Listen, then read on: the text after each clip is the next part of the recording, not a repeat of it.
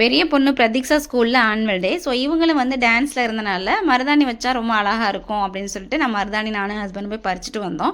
என் பொண்ணு என்னடானா சின்ன வயசுலேருந்து எனக்கு எப்போ பார்த்தாலும் மருதாணி தான் வச்சுடுறீங்க, மெஹந்தியே வைக்க மாட்டேங்கிறீங்க அப்படின்னு சொல்ல. சரி ஓகே, நான் ஒரு கொஸ்டின் கேட்குறேன், நீ கரெக்டாக சொன்னேன்னா உன்னையும் பிடிச்ச மாதிரி வச்சு விட்றேன் அப்படின்னு சொல்லி நான் கேட்டேன்.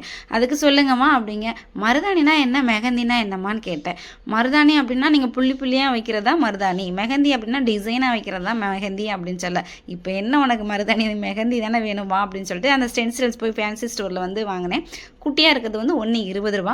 ஸோ வாங்கிட்டு வரவும் அவ்வளோ ஹாப்பி, குமுதா ஹாப்பி அப்படிங்கிற மாதிரி என் பொண்ணு ரொம்ப ஹாப்பி ஆகிட்டாங்க.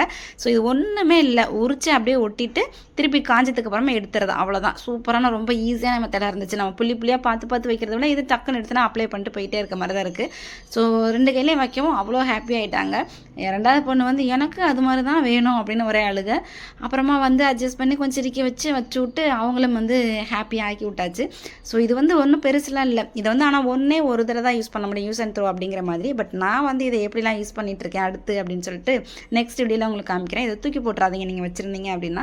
இப்போ என் சின்ன பாப்பாவுக்கும் வச்சு விட்டாச்சு. மழை டயத்தில் இப்படி ஒரு மருதாணி வச்சு நம்ம போயிட்டுருக்கோமே, என்ன செய்ய போதோ அப்படின்னு சொல்லி பேசி சிரிச்சிட்டு இருந்தோம். ஏன்னா அப்போ நல்ல மழை சென்னையில். ஸோ ஒரு 1 hour 2 மணி நேரம் மட்டும் வச்சுட்டு எடுத்துடலாம் அப்படின்னு பேசிகிட்டு இருந்தோம். கடைசியில் எனக்கு 2 கைக்கு வைக்கலாம் யாரும் இல்லை.